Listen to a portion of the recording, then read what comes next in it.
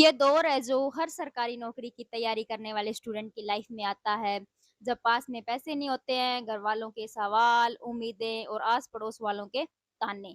तो इन सब के बीच में खुद में डर का माहौल पैदा हो जाता है कि मैं कुछ कर पाऊँगी या नहीं कर पाऊँगी। तो ये सब सवाल, ये सब डर मेरे मन में भी था, लेकिन इनके बावजूद आज मैं आपके सामने गवर्नमेंट जॉब में हूँ। तो अगर आपकी लाइफ में भी बेरोज़गारी, असफलता या इन सब का तनाव है, तो ये वीडियो आपके लिए है। इसके अंदर मैं अपना थोड़ा बहुत संघर्ष बताऊँगी या लोगों की बातों से मैंने कैसे ओवरकम किया वो सब मैं इसके अंदर आपको बताऊँगी। तो हेलो दोस्तों, welcome to my YouTube channel.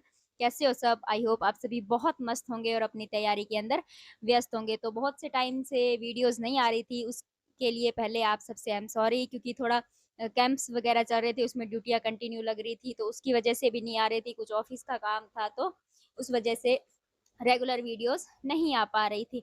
तो आज की हम वीडियो शुरू करते हैं कि बेरोज़गारी है जो सिर्फ़ नौकरी से ही नहीं होती है। इसके अंदर ये वो दौर होता है जब हर दिन उम्मीद से शुरू होता है और हर रात टेंशन में ख़त्म हो जाती है। और इस तरह जब रिज़ल्ट का दिन आता है तो सबसे ज़्यादा बुरा तब लगता है जब फुल मेहनत करने के बाद में भी, पूरा संघर्ष करने के बाद में भी हमारा सिलेक्शन नहीं होता है या पॉइंटों से हम चूक जाते हैं। तो वो टाइम बहुत ही डिप्रेशन वाला या अंदर से तोड़ देने वाला टाइम होता है और ये सब टाइम मेरे लाइफ में भी आया। इसके तरह जब तैयारी का समय था या जब तैयारी शुरू की थी तो सोचा ही नहीं था कि इसके अंदर 3 से 4 साल लग जाएँगे। कब आंशिक सफलता को पूर्ण सफलता बनने में इतना टाइम लग जाएगा और ये संघर्ष का टाइम या ये संघर्ष का दौर इतना लंबा हो जाएगा। तो मैंने अपनी जो तैयारी थी या जो सरकारी नौकरी की जर्नी थी वो बीएसटीसी के एग्ज़ाम से शुरू की थी। यानी बीएसटीसी के एग्ज़ाम के लिए मैंने तैयारी शुरू की। तो उसमें तैयारी करते-करते फिर जब नंबर आया तो ऐसा टीचिंग में ख़ास जाने का स्कोप ऐसा या मन नहीं था तो टीचर के बीएसटीसी के अंदर मैं नहीं गई। उसके बाद में जो भी राजस्थान के एग्ज़ाम आए तो फिर मैंने वीडियो का एग्ज़ाम दिया।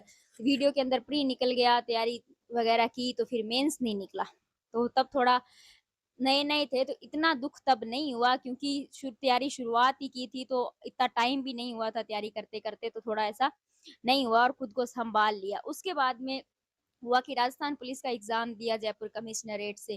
तो राजस्थान पुलिस का एग्ज़ाम देने के बाद में उसमें मेरा हो गया तो वो फिर एक खुशी आई खुद के चेहरे पे कि चलो आपने मेहनत की और हो गया। लेकिन उसमें फिर घर पे ही मैंने रनिंग की तैयारी की, ऐसे कोई बाहर जाके रनिंग की तैयारी नहीं की, स्टैमिना ठीक था, मेज़रमेंट घर पे ही जगहों का करके और घर पे ही तैयारी की, अच्छी टाइमिंग आ रही थी, कोई अकेडमी वगैरह इसलिए जॉइन नहीं की। तो वहाँ जाकर देखा तो रनिंग तो क्लियर होगी, लेकिन फिर वहाँ वेट में डिस्क्वालीफाई कर दिया। तो राजस्थान पुलिस के अंदर थोड़ा डिस्क्वालीफाई होने के बाद में मन के अंदर थोड़ा ज़्यादा आया। उस टाइम थोड़ा ज़्यादा डिप्रेशन में हुआ कि थोड़ा उस टाइम तैयारी करते-करते 1.5 साल हो चुका था। तो उसके बाद में फिर खुद को सँभाला थोड़ा, उसके बाद में हाई कोर्ट का दिया, तो हाई कोर्ट का देने के बाद में उसके बाद में उसमें टाइपिंग के अंदर डिस्क्वालीफाई हो गए। फिर फॉरेस्ट गार्ड की आई, फॉरेस्ट गार्ड के अंदर दिया तो उसके अंदर एग्ज़ाम, फिज़िकल ये सब क्लियर किया लेकिन फिर फाइनल उसमें नहीं हुआ। तो इस तरह करते-करते 3 साल लग गए। 3 साल हो गए थे लगभग, ढाई से 3 साल तैयारी करते-करते हो गए। ये होने के बाद में तो फिर आस-पड़ोस वाले पूछने लग जाते हैं, घर वाले भी पूछने लग जाते हैं। तो आस-पड़ोस वालों के तो पूछने क्या लग जाते हैं, वो तो तानों के हिसाब से ही होता है कि अभी तक नहीं हुआ, कितनी तैयारी करेगी, उसमें नंबर आया कि नहीं आया। घर वालों की भी उम्मीदें टूटती है तो वो भी बार-बार पूछते हैं कि कितना टाइम और लगेगा तैयारी करने में। तो इन सब चीज़ों से फिर मन में बहुत ज़्यादा ऐसे निराशा आती है, लेकिन फिर भी ये था कि करना है क्योंकि सरकारी नौकरी का स्टूडेंट जब तैयारी करता है तो उसके अंदर ये एक ऐसा दलदल है जिसके अंदर आपने कदम रख लिया ना तो फिर इससे आप बिना सरकारी नौकरी के बाहर निकलोगे ना तो बहुत ज़्यादा आपको कुछ टाइम तो खुद को सँभालने में लग जाएगा, लोगों को फेस करने में लग जाएगा क्योंकि एक ऐसा ही माहौल बन चुका है। लोग लेकिन पड़ोसियों के तानों से इतना फ़र्क इसलिए नहीं पड़ता था क्योंकि उनको अगर समझ ही होगी, तो वो ऐसी बातें करेंगे ही नहीं क्योंकि सबसे पहले ये होता है कि जब आपका प्रोविज़नल लिस्ट में हो जाता है और फाइनल नहीं होता ना, तब उनके मन में ये होता है कि क्या पता प्रोविज़नल लिस्ट में भी हुआ था या झूठ बोल रहे थे। तो इसके बाद में फिर आई सीटी की। तो मैंने जब सीटी की तैयारी की अच्छे से यानी पीछे की तैयारी तो ठीक थी, तो सीटी मेरे दोनों है ना जो 12th वाली और ग्रेजुएशन वाली, वो अच्छे मार्क्स से निकल गई।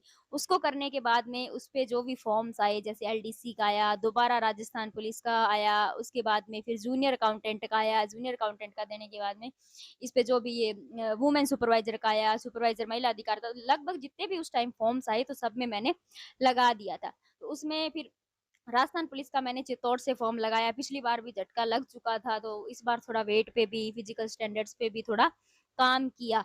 तो उसके बाद में ये सब देने के बाद में जूनियर अकाउंटेंट का भी दे दिया। ये भी स्ट्रीम से थोड़ा आर्ट्स से थी मैं, तो वो कॉमर्स में एक तो पेपर पूरा स्ट्रीम से अलग हो गया। लेकिन उस टाइम फिर कोई और भर्तियाँ नहीं थी, तो एक बेरोज़गार स्टूडेंट है जो हर तरह से भई किसी न किसी में जॉब मिल जाए तो वो हर तरह से प्रयास करता है। राजस्थान पुलिस का देने के बाद में उसका एग्ज़ाम हुआ, उधर जूनियर अकाउंटेंट का दे दिया, तो दोनों के बीच में ठीक टाइम लग गया। तो जूनियर अकाउंटेंट का जब एग्ज़ाम दिया, उसके बाद में बहुत ही ज़्यादा डिप्रेशन के अंदर हो गया कि पता नहीं होगा कि नहीं होगा, डेली कट ऑफ की वीडियो देखना और ये सब हो गया। तो उसके बाद में जब राजस्थान पुलिस का रिज़ल्ट आया, तो उसके अंदर फिर रिजल्ट तो आ गया, तो उसी दिन क्या था कि जिस दिन इसका मेडिकल था राजस्थान पुलिस का, उसी दिन जूनियर अकाउंटेंट का डीवी था। तो ये फिर प्रॉब्लम आ गई।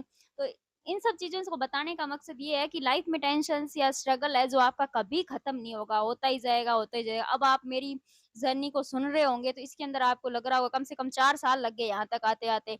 उसके बाद में फिर वो मेल से जूनियर अकाउंटेंट का तो जो था वो डीवी आगे हो गया, तो फिर ये इसका मेडिकल दिया। मेडिकल देने के बाद जब फाइनली इसमें क्लियर हो गया ना, तब मन में आया कि चलो अब ये सब तो हो गया। इसी दौरान इसके बीच में मैंने महिला पर्यवेक्षक का भी दिया था, जो आंगनवाड़ी सुपरवाइज़र है उनका भी दिया था, और जिस पोस्ट पर अब मैं हूँ पर्यवेक्षक महिला अधिकारिता वाला, इसके अंदर भी दिया था।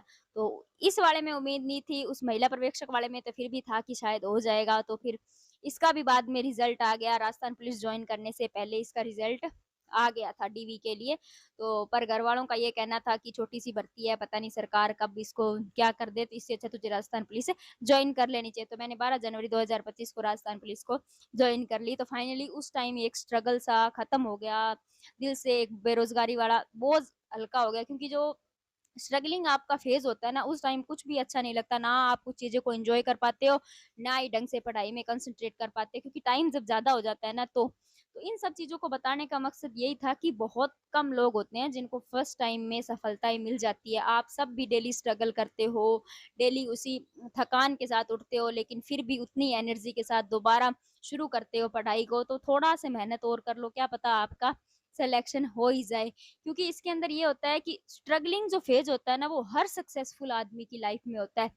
ऐसा नहीं है कि किसी की आप ही की लाइफ़ में हो रहा है। हमें लगता है कि हमारी लाइफ़ में प्रॉब्लम्स ज़्यादा है, फैमिली सर्कमस्टेंसेस है जो बहुत क्रिटिकल है। ये सबकी लाइफ़ में होता है, कुछ बताते नहीं हैं, कुछ बता देते हैं, वो सब है। पढ़ाई का माहौल नहीं है घर में, तो देखो ये सब चीज़ों का कोई निचोड़ नहीं है। हम फैमिली नहीं बदल सकते, ना उन माहौल को बदल सकते हैं। इतना है कि हम थोड़ा-सा उसको अवॉइड कर सकते हैं, खुद को थोड़ा और स्ट्रॉन्ग कर सकते हैं। ये सब चीज़ें करके ही आप सफलता प्राप्त कर सकते हैं। 2026 के अंदर आपके पास गोल्डन चांस है, एलडीसी का है और इसके साथ महिला पर्यवेक्षक का है, वनपाल का है। इनमें से किसी एक में आप सिलेक्शन ले लो। अगर इन सब में भी आपने फॉर्म नहीं लगाया तो फिर आपके पास सीटी ऑप्शन है।